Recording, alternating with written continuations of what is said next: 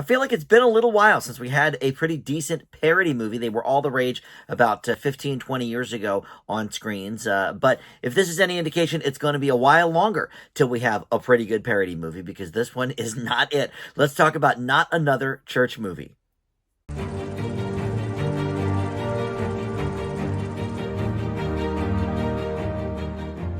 Hey guys, Dan here. This is Dan Reviews It. Welcome to my review for the new film, Not Another Church Movie. This is currently out in theaters, but I feel like probably not for long. So soon enough, it will be available for your on-demand viewing if you elect to see this, which I do not recommend. We'll say that off the top. But before I get into the review, let me welcome you into Dan Reviews It. Thank you for finding this video. We do movie and TV reviews here on the channel, and just about every day something new goes up. So there's always a lot to check out here, and please consider subscribing, hit that like button, and comment below. Did you end up sitting through this movie as well? What did you think of it? So let's talk about this Not Another Church Movie. There are some familiar names in this movie for sure. Kevin Daniels is the main star. You may not know him, but the movie also includes Vivica A. Fox, Tisha Campbell, Jamie Foxx, Mickey Rourke. Jamie Foxx is God and Mickey Rourke is the devil. And basically, this is a send-up of Tyler Perry movies, specifically Medea movies, but I think there's a lot of sort of the other Tyler Perry stuff in here as well, the more like overly dramatic, like Temptation and, some of those movies that he used to put out, 2 of these a year. It's been a little while since we've seen a Tyler Perry movie on the big screen. Probably, boy, there was a Medea one maybe 4 years ago. I mean, it's been a while for sure. But in any event, what better time than to pick these movies apart than when they aren't popular anymore, and we haven't had one in a while, right?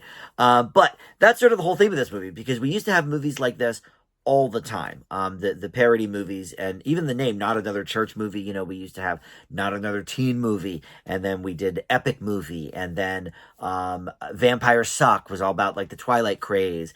And more recently, we did have a few from the Wayans camp. Marlon Wayans did a couple, 50 Shades of Black.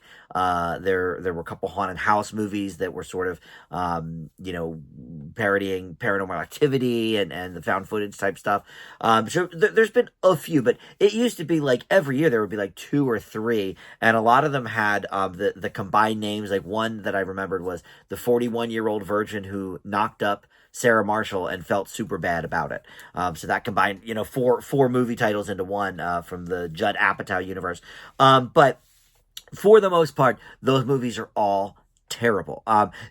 Look, growing up, I had, The Naked Gun and Airplane and the Brady Bunch movie, which were parodies, but they also had storylines, through lines with it, and they also had jokes. This is just god-awful, no pun intended, because it is about God, but what's interesting is these movies kind of devolved in the early 2000s, and instead of having some kind of storyline throughout the film, it was just almost like vignettes, and the joke became like a reference. Like, oh, you would dress somebody up like Captain Jack Sparrow and, have him stumble into the scene. That's supposed to be the joke. So a lot of these movies I have failed over the years, and there have certainly been some Tyler Perry movies that I have failed over the years, and I think that may be one of the biggest issues with this movie, other than the fact that it's just completely unfunny. But the Tyler Perry movies are kind of a joke unto itself, like, and they don't mean to be, but they just, over the years they've become so routine. And my friend and I used to go. We would try and go opening weekend. We would try and go opening Friday to the Tyler Perry movie, like the late show Friday night, the 10:30 show, and people would be, calling things at the screen and hooting and hollering, and it was a blast. But, her and I would always joke like, oh, who's going to get AIDS in this one? Who's going to have an abortion in this one? You could sort of set your watch by those sort of themes in the Tyler Perry movies. And so parodying that is almost irrelevant. It's redundant, because Tyler Perry himself is already doing that in his own movies. I don't think he means to. I think he really thinks he's making high art or whatever. And look, the proof is in the pudding. Obviously, his movies have made a ton of money. But Are any of them very good? I mean, I've given a couple of positive grades to Tyler Perry movies, but they are really few and far between. And the older ones, for sure. I think the best non-Medea movie grade I ever gave, he did this movie called Daddy's Little Girls. That had to be 2007 or 8. And I think I gave that a B minus or something. Like, it just skated by.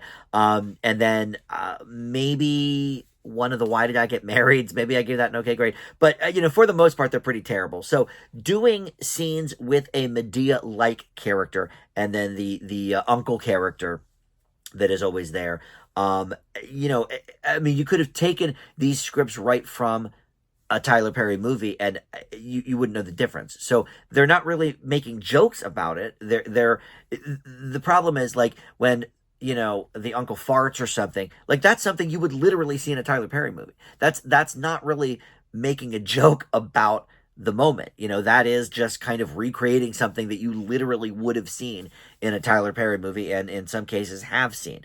Like calling Viagra Niagara. Oh, I got my Niagara pill. That's a joke. Like, if you find that funny, if you just guffawed at that, then maybe you will enjoy this movie. But boy, this had absolutely no redeeming qualities whatsoever. Even for a parody movie, this is pretty bottom of the barrel.